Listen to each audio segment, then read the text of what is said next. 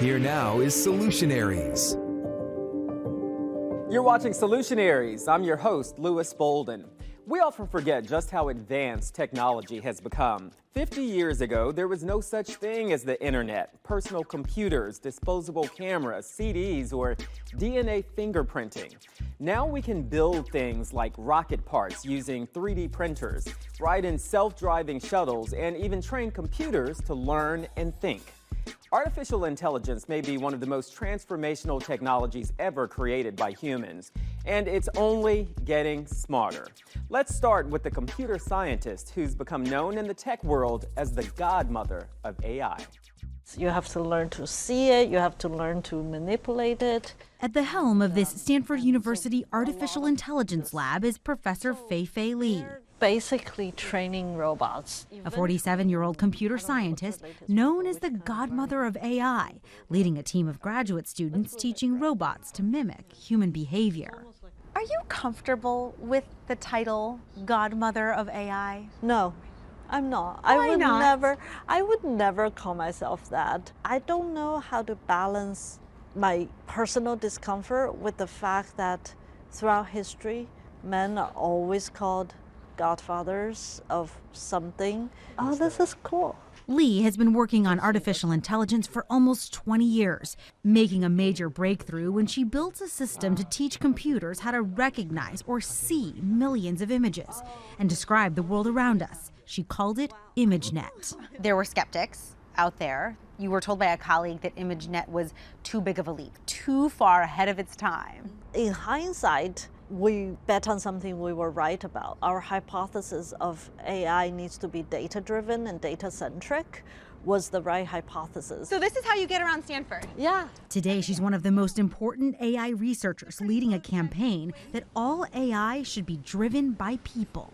I'm here today. Li has taken this urgent message to Congress. There's nothing artificial about artificial intelligence. The scientists are human, I'm a human, and as a piece of technology, be it very powerful, that we need to be grounded to humans. There have been some major mistakes made by AI that you write about in your book. Mm-hmm. You write, it was hard not to feel a twinge of culpability.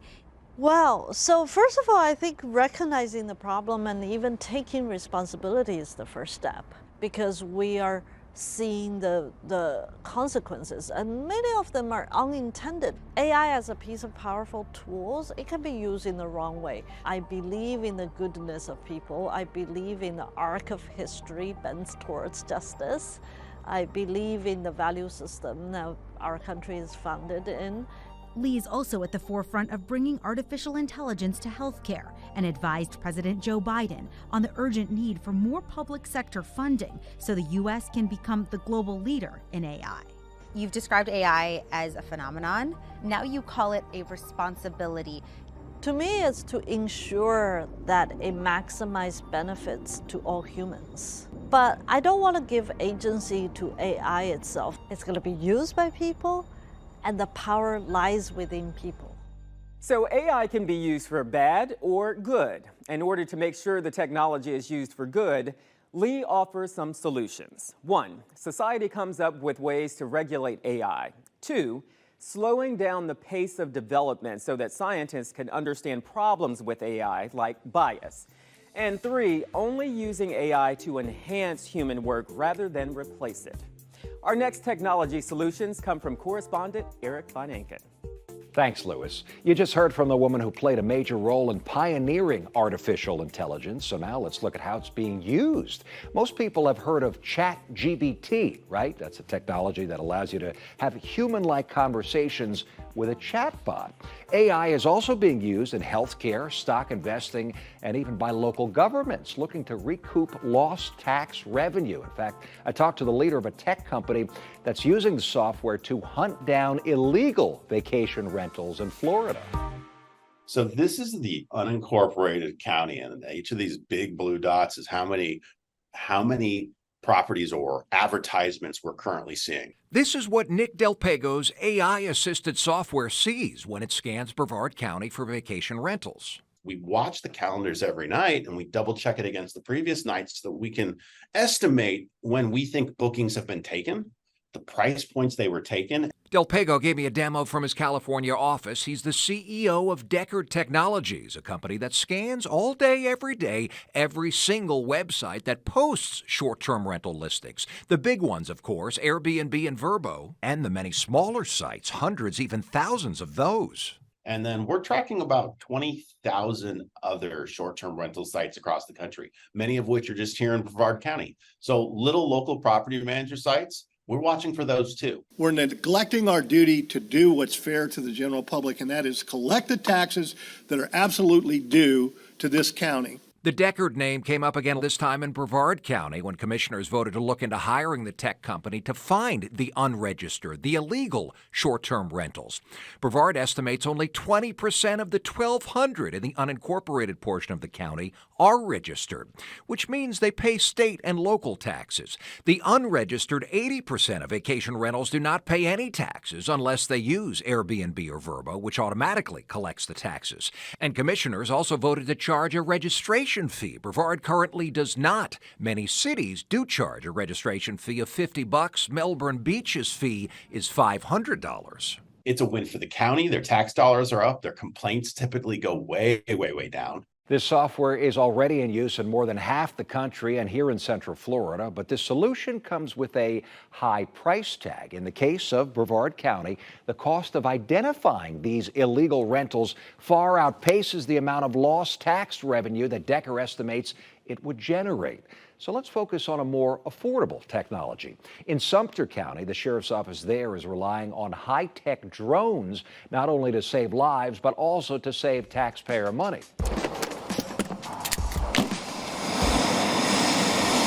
The helicopter is quick, but a drone is faster. It provides almost instant air support for our deputies. Sumter County's undersheriff understood in 2020 what drones could do for his law enforcement agency. Time saving, officer safety, citizen safety. There was so much stuff that was a bonus for the drones. It was a no-brainer not to get them. What he didn't expect was just how much they would do. I was like, wow, they can do basically everything our helicopter can do, and then some. We can get a drone in the air anywhere from 2 to 3 minutes after we get a call once the unit goes on scene. 2 to 3 minutes? Correct. As opposed to 15, 20 minutes for a helicopter. The helicopter getting it because they've got to flight check it, they've got to get it running. Sumter County is one of the smallest in Central Florida by size, but on any given day the population doubles because of the people traveling through the county on the turnpike.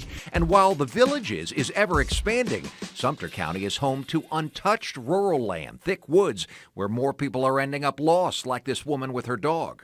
How many lives would you estimate you've saved with these drones? Honestly, I would say probably upwards of 20 or more. Sergeant Matthew Perry runs the drone program for Sumter County. These drones, it can be flown in a single shift anywhere from 1 to, I'd say, 5 times. There's busy days where they're using the drone left and right. He had the flying eye in the air in minutes and found the missing woman using the infrared camera. So at night, when you can't see anything with the naked eye, that thermal imaging camera can show you a person in a field. Or an armed murder suspect like this man, according to investigators. Or a man on a hotel roof with a gun who just fired at police through his hotel room door. He'd come out in the middle of the motel somewhere and he got up to the flat area of the roof up there. The undersheriff says this was one of the first success stories. Deputies got the drone over the roof before the sheriff's office helicopter could even get in the air. They spotted the man with the gun, he surrendered, and they surrounded him. And that's one reason we got the drones, is for the rapid response and citizen safety, and it paid off in this incident. And if you're wondering how much each of these drones cost, they're about $10,000 when you factor in the extra batteries and special cameras. But also consider this, just flying the helicopter for one night, just for a few hours, that could easily run $10,000. Now back to Louis Bolden for what's next on Solutionaries. Still ahead, the technology most of us cannot live without, our smartphone. Solutions to stop students using phones in class. Next. Welcome back to Solutionaries. Today on the show, computer technology and the ways it affects our daily lives. Car crashes are the leading cause of death in the United States, and over the last 50 years, we've seen huge advances in safety standards. Thanks to life-saving vehicle technology, Lisa Bell looks at the solutions for a safer drive. So if I were to try and go like this and get in the other lane, it just alerted me, don't do that. This 2023 Grand Wagoneer L is decked out with safety features. They're called Advanced Driver Assistance Systems, forward collision warning, adaptive cruise control, automatic emergency braking, lane departure warning, and blind spot monitoring. Some of them are on a higher trim level, some of them are select, but a lot of them are standard. Jennifer Wheeler at Napleton Claremont Chrysler Jeep Dodge Ram says families are coming in looking for these features. What do all those features add to the overall price of the car? They're going to definitely save you on your insurance, because obviously every safety feature you have is going to be an added discount to it. But sometimes they can be, hundreds to thousands of dollars. New research by the AAA Foundation for Safety estimates these systems could prevent more than 30 million crashes and nearly 250,000 deaths over the next 30 years. Is there one technology that's more important than another? Every location and every challenge requires a different technology. Automatic braking is good to have in an intersection, and if a highway or two-lane road are part of your commute, you might want lane departure warning and blind spot monitoring. What we are trying to do is slowly take the human error element out of the equation. Work to improve this technology is happening inside this hand-built lab at UCF. Dr. Mohammed Abdel Adi and his team fly drones over local roads to capture actual driving habits. So this is, for example, is University and Alafaya. This is one of the most pedestrian dangerous intersections in Central Florida. So that's why we selected it. Some locations, because they are challenging, they have a lot of what we call conflicts, which are vehicles near misses. Near misses is an indication of a safety problem. The drone video is then converted into a simulation to test car safety features. I've got a steering wheel, I've got a gas pedal, a brake, and do I just hit the gas? Yes. We'll see what happens. I'm a terrible driver. Let's just say I was better at driving on the actual road. Oh my gosh, I have gone off the road. This is like a video game. The simulator shows what the sensor sees and how it detects nearby cars and objects. Some of this technology, I think is what you're saying, does not perform as well when it's rainy outside or dark outside. Is that correct? That's what we're finding in our research. However, as the technology progresses, this will likely change. Researchers stress for any of these safety features to get results on a greater scale, more drivers need to activate it. However, some are hesitant. Safety, whether they're reliable, and privacy. They're concerned that the car is collecting data from them. Yes, some of them. While these systems are helpful, experts say they are not perfect. So it is important for drivers to pay attention. You can find Lisa's reporting on clickorlando.com. Our next technology story is about when safety features go wrong. When dispatchers started seeing a spike in 911 calls, I went to a local communications center to find out why certain cell phones were to blame. Flagler County Sheriff's Office, dispatch Josie, can I help you? The Flagler County Communications Center answers hundreds of calls per day. But an increasing number of 911 calls have no one on the line. We saw about a 35% of all of our 911 calls have been people just accidentally calling and hanging up. Christina Mortimer is the Director of Communications and says she noticed the spike starting in June. What did that do to your staff, having a spike like that? It definitely put a burden on them. Every 911 hang-up or misdial is classified as a 911 investigation. This is 1 month of those calls.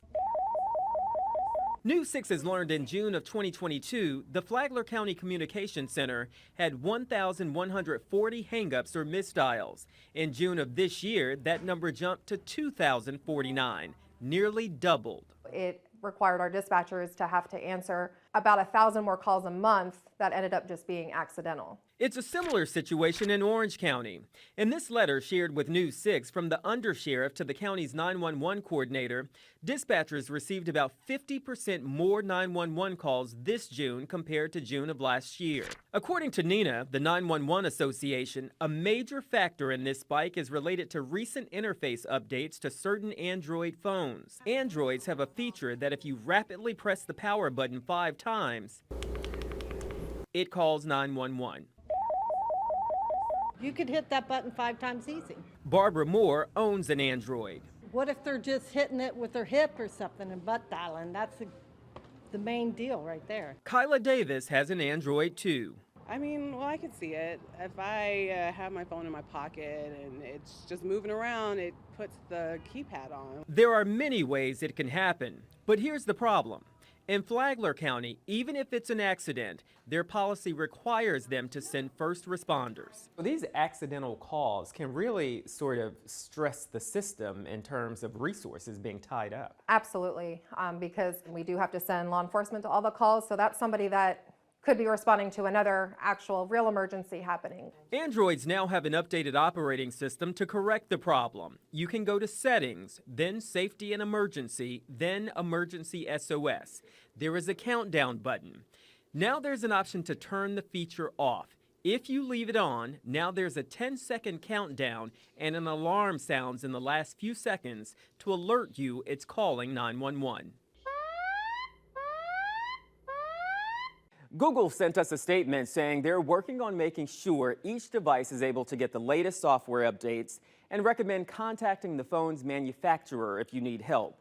And while we're on the topic of cell phones, there's a growing movement to cut down on screen time, especially for kids in school. Meg Oliver looks at one solution to smartphone distractions. For students at Newburgh Free Academy in New York, the first assignment of the day, locking their phones in pouches made by the company Yonder for 7 hours, including lunch. It was a bit of a shock for some students when the policy was introduced 4 years ago. I was ready to start a petition, bring it to the principal, like, stop it real fast. But no one signed 17-year-old Tyson Hill's petition, and now he loves attending a phone-free school. Why is this approach better? I mean, coming from a school where it was banned but it wasn't implemented, I was still using my phone. I was still on my phone. Here, students walk with their heads up in the hall, socialize and laugh in the lunchroom, and focus on what teachers like Dennis Marr are saying. That's the beauty of this. It's a game changer. Yeah, it's night and day. I saw kids' faces again. According to the CDC, in the 10 years leading up to the pandemic, feelings of persistent sadness and hopelessness, as well as suicidal thoughts and behaviors, increased by about 40%, while test scores, especially in math for grades 4 and 8, saw the biggest decline on record. While there's debate on whether technology, including phones, deserves much of the blame for these trends, social psychologist Jonathan Haidt says it's the only explanation. So it wasn't the pandemic that did this to us. This was all starting in the early 2010s, and the only explanation anyone can offer for why this happened all over the world is the phones. Haidt is the author of The Coddling of the American Mind and started researching Gen Z in 2015 when cases of anxiety and depression started to rise. He says in 2010, most teenagers had flip phones they use for texting, a tool to help them connect in person. But between 2010 and 2015, smartphones changed the landscape, inundating people with notifications, group chats, and social media. Smartphones are basically kryptonite for learning. When children have a phone in their pocket, and most schools say you have to keep your phone in your pocket, you can't use it during class, which is like saying in a drug detox clinic, you can keep your heroin in your pocket, just don't shoot up, don't shoot up. If kids have access to a phone, they will text, they will check their social media, they will not pay attention to the teacher or to each other in person. Back at Newburgh Free Academy, students lock up their phones and leave them in the classroom all day. It's amazing to see kids come to school and not have to worry about that phone going off and a video being posted of them fighting in the bathroom or them being bullied by someone else on social media. Assistant Principal Ebony Clark says the pushback to remove phones was minimal, including concerns over safety. There's an emergency, an active shooter. that phone going off makes them a target. Yonder pouches cost between $25 and $30 per student. Height says while they aren't foolproof, it's an easy solution for a generation in the midst of a mental health crisis. This was a disastrous experiment that we began in the early 2010s. We didn't know any better then. We know better now. The technology isn't new, but the company Yonder estimates they saw a 150% increase in schools using them in 2023, with more than 2,000 schools participating. Here on Solutionaries, we are always looking for solutions to issues affecting you. Check out our other episodes on the free News 6 Plus app for your smart TV.